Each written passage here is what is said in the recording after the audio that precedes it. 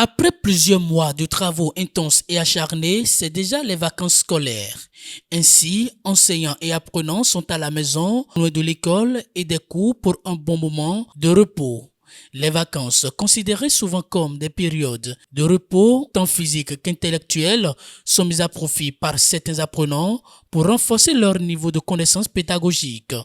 Une période propice pour l'apprenant de rattraper certaines notions mal comprises au cours de l'année précédente ou d'avoir un avant-goût des enseignements de la classe qu'il va affronter l'année prochaine. Les cours de vacances sont d'une grande utilité pour nos enfants aujourd'hui. Parce que pour la plupart, d'abord, il faut remarquer qu'ils sont jeunes. Et étant jeunes, quand on les laisse à la maison, ils se livrent à des jeux. C'est les dessins animés, ceci, cela, ils s'amusent tout le temps. Et pendant 3 mois, ils reviennent à l'école, eh bien, tout en étant quelqu'un qui n'a pas fait correctement la classe d'avant. Mais, eh bien, en les mettant un peu à l'œuvre, eh bien, dans les vacances.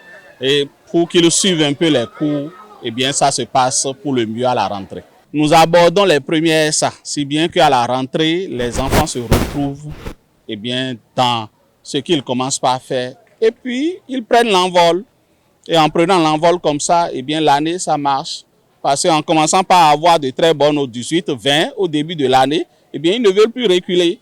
Et ça leur donne eh bien, l'engouement de pouvoir continuer à étudier correctement. Ils sont soumis eh bien, à quelques évaluations qui nous permettent de leur donner des prix à la fin. Juste pour pouvoir leur permettre eh bien, d'apprendre un peu eh bien, les cours qu'on leur donne pour qu'ils ne viennent pas simplement s'amuser et rentrer pour passer les 4 semaines. Pendant que certains sont en classe, d'autres élèves et étudiants mettent à profit leur temps en s'engageant dans les activités économiques afin de subvenir à certains de leurs besoins. Certains y mènent ces activités dans le but de se faire de l'argent afin de préparer leur rentrée. Normalement, en tant qu'enfant, nous n'allons pas dire à un enfant d'aller travailler. Normalement, c'est de la responsabilité des parents de s'occuper des enfants. Donc, dire que les enfants vont aller faire job de vacances, etc., je crois que ce n'est pas très indiqué. Quand on est un enfant à l'école, il faut rester à l'école, il faut se concentrer sur les choses de l'école et suivre les cours correctement. Moi-même, j'ai des enfants et je ne vais pas dire à mon enfant, par exemple, d'aller bien faire les jobs de vacances. Aucun de mes enfants n'ont jamais fait un job de vacances, jusqu'à ce que j'ai déjà maintenant des étudiants à la maison. Donc, c'est de la responsabilité des parents. Donc, l'enfant, dans les vacances, doit se reposer, mais ne doit pas abandonner ses cahiers. Et c'est l'objectif alors bien, des cours de renforcement, des cours de vacances. Il ajoute que ces séances de renforcement n'occupent pas toute la période de vacances de l'apprenant.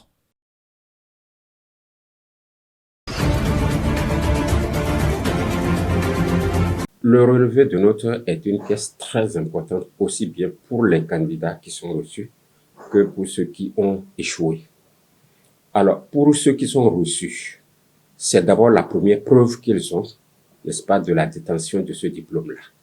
Et c'est la pièce qui leur permet d'entreprendre déjà les courses par rapport à leur inscription dans leurs différentes écoles ou instituts de formation. Donc, c'est une pièce très capitale pour eux. Et c'est pour cela que le directeur général, n'est-ce pas, nous a demandé rapidement de la leur servir pour qu'ils puissent effectivement aller s'inscrire. La même chose pour les candidats, n'est-ce pas, chez qui le bac n'a pas marché, parce que ils voudront aussi passer l'année à venir ou les années à venir le baccalauréat. Et c'est la pièce maîtresse dans la constitution des dossiers pour eux. L'office du bac a besoin de savoir, n'est-ce pas, si vous avez été candidat une fois et quel a été, n'est-ce pas, votre statut pour pouvoir repasser le baccalauréat. Parce que après ce passage, il y en a qui sont simplement refusés. Ça veut dire qu'ils peuvent encore repasser le baccalauréat automatiquement l'année qui suit. Mais il y en a qui sont ajournés. Et pour les candidats ajournés, ça veut dire qu'ils ont une année de préparation pour une mise à niveau avant de pouvoir encore repasser le baccalauréat. Donc, ce statut-là, la direction générale de l'Office du bac en a besoin pour pouvoir accepter ou non les candidatures, n'est-ce pas, des différentes personnes qui voudraient passer le baccalauréat. Cela leur permet, n'est-ce pas, de poursuivre les études supérieures. Et par rapport aux différentes écoles, n'est-ce pas, ceux qui essaient de les orienter ont besoin de savoir la prestation de ces candidats dans les différentes disciplines. Et le relevé, n'est-ce pas, est la pièce qui oriente, n'est-ce pas, ces gens-là par rapport aux aptitudes des candidats. En sciences physiques, en mathématiques et en sciences biologiques, ceux qui veulent entreprendre des études scientifiques ont besoin, n'est-ce pas, de ces notes-là. La même chose pour la littérature. Donc, le relevé est la pièce capitale pour l'orientation des candidats.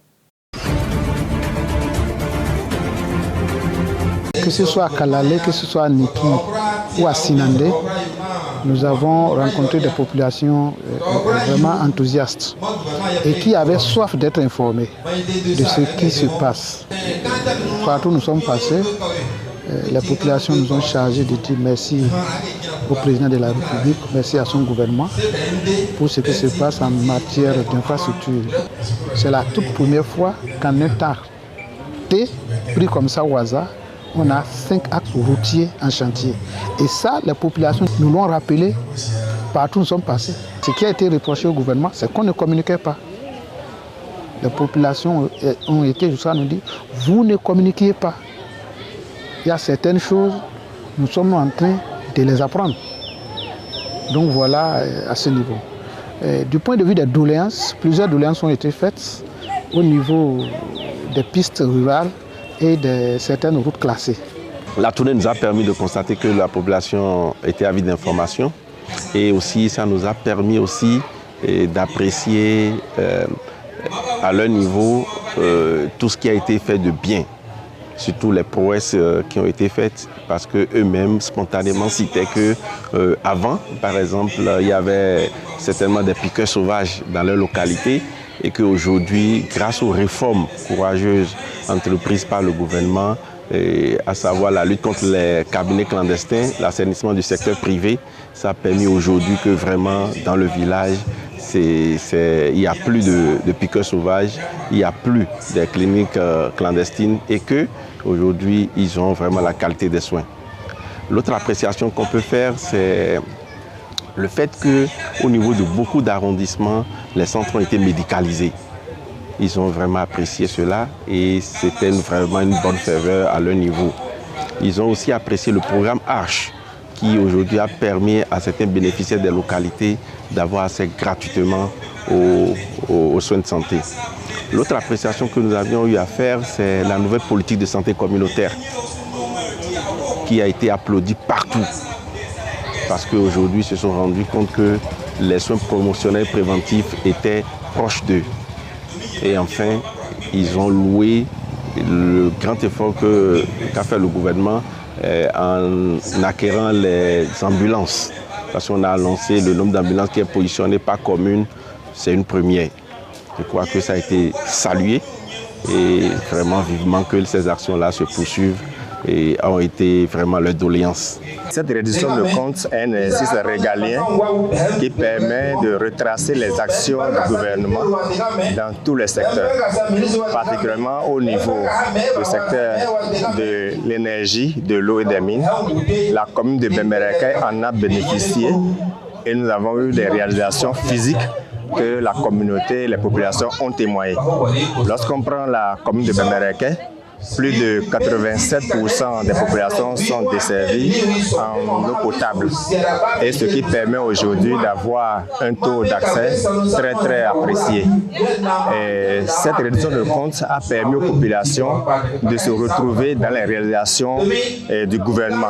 Depuis 2016 à nos jours, les populations ont témoigné que le président Talon est premier sans deuxième sur tous les plans, sans exception, que ce soit sur le plan de l'éducation, de la santé, de la gouvernance, sur le plan du transport, du commerce, et j'en oublie volontiers. Aujourd'hui, cette réduction de compte a mobilisé toutes les populations, toutes les couches socio-professionnelles autour du président Talon pour que ce qui est fait soit visible. Mesdames et messieurs, chers membres de la presse, chers compatriotes, je suis honorée de me présenter aujourd'hui en tant que Ya Gamsou, reine-mère de la communauté borno-manais du Bénin et ambassadrice de la paix et de la culture du sultanat de Borno.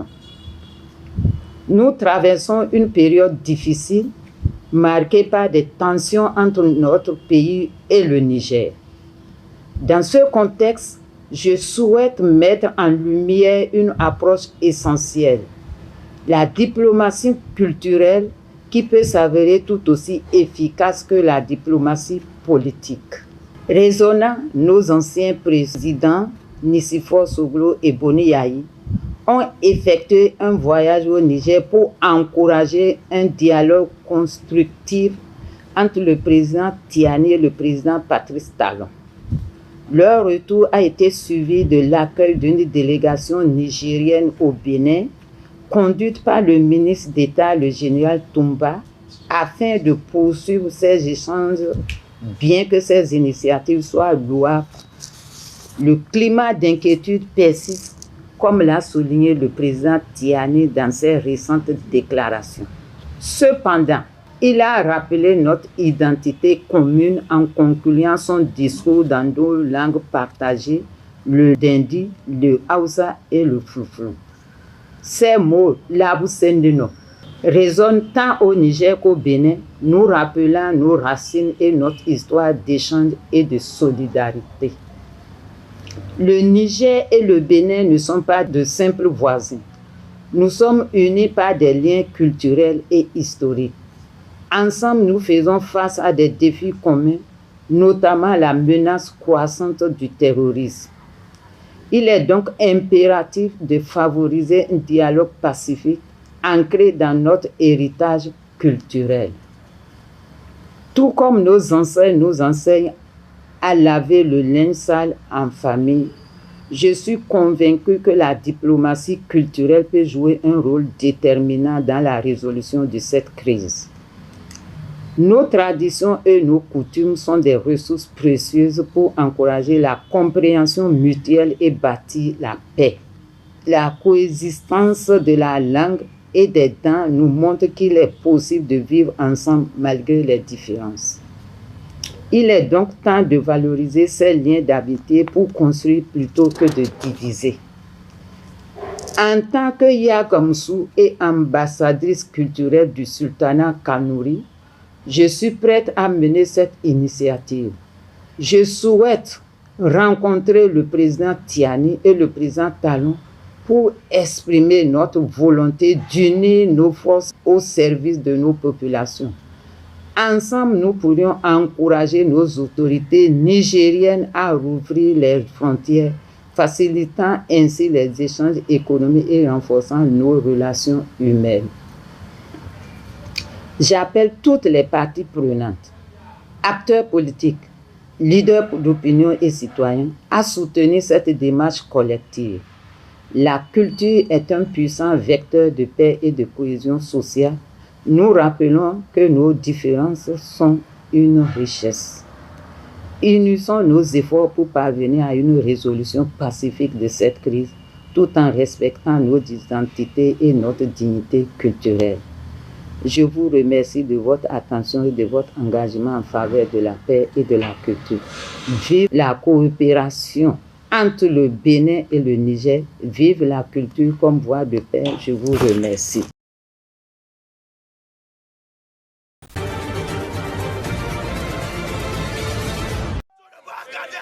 Les Nigérians poursuivent leur manifestation à Lagos malgré l'appel du président Bola Tinubu pour la suspension des rassemblements. Ce lundi, les manifestants se sont montrés inflexibles.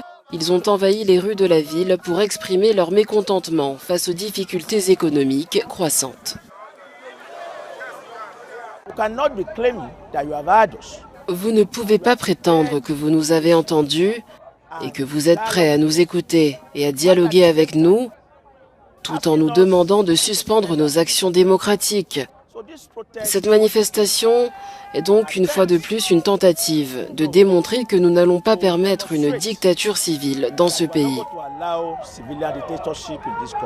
Insister est également un moyen pour les protestataires de faire entendre leur voix face à un gouvernement perçu comme déconnecté des réalités du terrain. Nous sommes ici pour souligner que le président n'a abordé aucune des questions souhaitées par le peuple. La question du dialogue a été soulevée alors que ces manifestations sont en elles-mêmes un dialogue des travailleurs.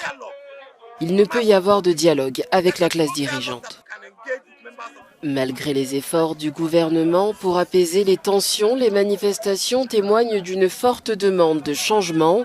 Les Nigérians continuent de revendiquer des réponses efficaces à leurs difficultés économiques, illustrant le décalage entre les annonces présidentielles et la réalité des citoyens.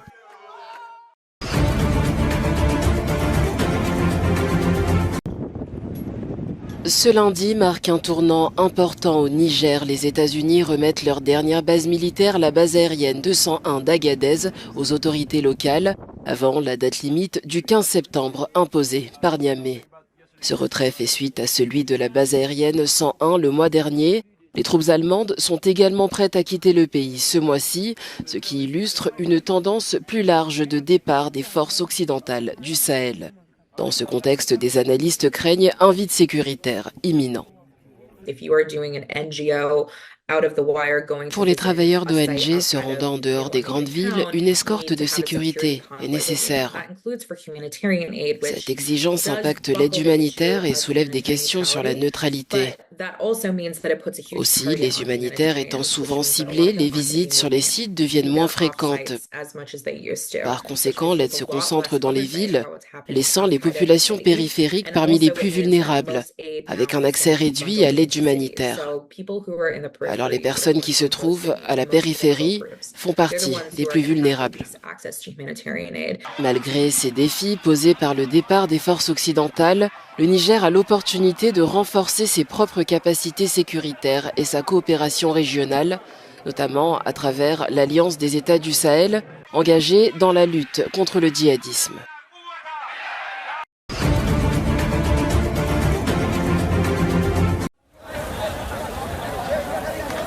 Ces images saisissantes montrent des milliers de manifestants envahissant les rues de Dhaka, la capitale du Bangladesh. Leur cible, la première ministre Sheikh Hasina. Ces manifestations, déclenchées par un système de quotas controversé pour les emplois gouvernementaux, se sont transformées en un mouvement national contre son régime de 15 ans. La situation a atteint son paroxysme ce lundi lorsque Sheikh Hasina a été vu embarquant dans un hélicoptère militaire, marquant ainsi son départ du pays. Les manifestants, en colère, ont pris d'assaut sa résidence officielle et d'autres bâtiments liés à son parti et à sa famille. Dans ce chaos, le général Waker Ouzaman, chef de l'armée, a tenté de rassurer la population en promettant de rétablir l'ordre et de former un gouvernement intérimaire. Il a également promis une enquête sur la répression sanglante des manifestations qui a fait au moins 95 morts, y compris 14 policiers et des centaines de blessés. L'avenir politique du Bangladesh reste incertain, mais pour l'instant, le départ de Sheikh Hasina marque la fin d'une ère.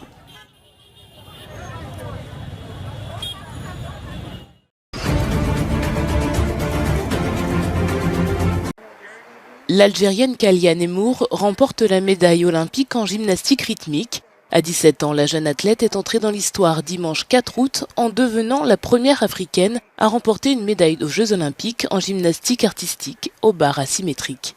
Cette médaille d'or est la 6e médaille olympique de l'Algérie depuis sa première participation aux Jeux de Tokyo en 1964. Je suis très contente d'avoir gagné cette médaille, je ne m'en rends pas encore forcément compte. Je pense que ça viendra au fur et à mesure des jours. Et je suis très fière d'avoir apporté cette première médaille pour l'Algérie et l'Afrique, c'est fou. L'adolescente née d'un père algérien et d'une mère française à Saint-Benoît-la-Forêt en France a d'abord représenté la France avant de passer à l'Algérie à la suite d'un conflit avec la Fédération française, ce qui a créé une controverse dans son pays d'origine. Pendant la compétition, j'y ai pas du tout pensé, même la médaille, là, j'y pense pas vraiment. Cette médaille, je l'ai fait pour moi, je l'ai fait au nom de l'Algérie, je représente l'Algérie maintenant, la France est derrière moi, j'ai tourné la page, donc voilà. Kailian Nemours a obtenu 15,7 à égalité avec la meilleure note de la compétition. Son entraîneur Marc Chalinko dit que sa protégée lui rappelle la légende roumaine Nadia Comaneci. Nadia est dans notre cœur et elle a quelque chose de Nadia parce qu'elle a fait quelque chose de particulier. Pas simplement une médaille, c'est une médaille qu'elle est allée chercher dans son cœur. C'est une médaille qui est aujourd'hui portée par l'Algérie et la fédération algérienne. Mais c'est son travail, elle s'est rapprochée des origines de son papa et pour moi qui suis aussi d'origine moldave et pas française finalement, je trouve que c'est un merveilleux cadeau. Kailian Nemours a remporté la victoire devant la chinoise Qiu Qian. L'américaine Sunisa Lee a remporté sa 3e médaille à Paris et la 6e de sa carrière olympique en décrochant le bronze.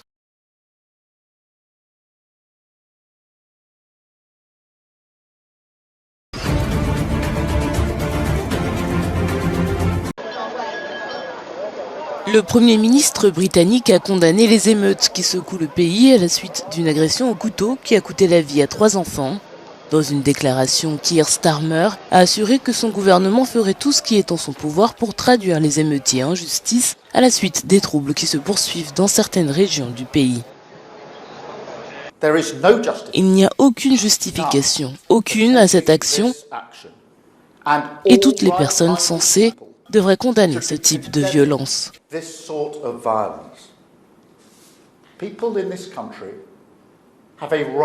Alors non, je n'hésiterai pas à appeler cela comme c'est, du banditisme d'extrême droite. Ces propos ont été tenus alors que la police de la ville de Rotterdam s'efforçait de contenir une foule d'émeutiers qui tentaient de pénétrer dans un hôtel hébergeant des demandeurs d'asile.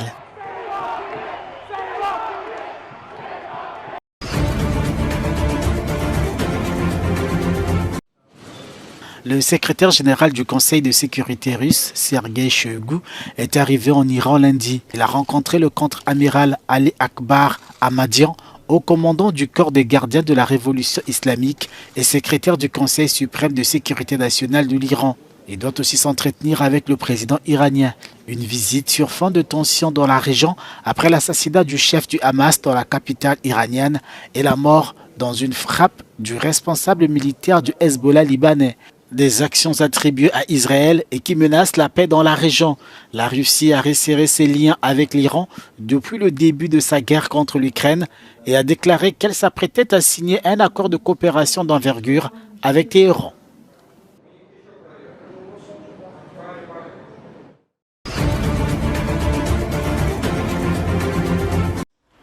La situation au Soudan, en Libye, au Yémen et la crise à Gaza ont été au centre de la rencontre lundi au Caire entre le chef de la diplomatie égyptienne et son homologue turc. Ankara et le Caire font feu de tout bois pour éviter l'embrasement de la région sur fond de la guerre entre Israël et le Hamas. J'ai exprimé mon rejet total de la politique d'assassinat, de la violation de la souveraineté d'autres pays et de l'alimentation du conflit dans la région. Et j'ai souligné l'importance de rallier des soutiens pour mettre fin à cette escalade dangereuse dans la région et pour empêcher que la situation ne devienne incontrôlable et n'entraîne la région dans une guerre à grande échelle. Outre la nécessité d'un cessez-le-feu dans la bande de Gaza, le ministre turc des Affaires étrangères a rappelé l'intérêt de la création d'un État palestinien. Nous suivons de près le processus dans lequel Israël est jugé à la Cour internationale de justice. Nous avions décidé d'intervenir dans cette affaire. Comme vous vous en souvenez peut-être, nous espérons soumettre notre dossier de demande à la Cour mercredi. La voie de la paix au Moyen-Orient passe par la création d'un État palestinien. Nos frères palestiniens devraient avoir un État indépendant avec Jérusalem-Est comme capitale. La Turquie accuse Israël de saper les efforts de paix dans la région.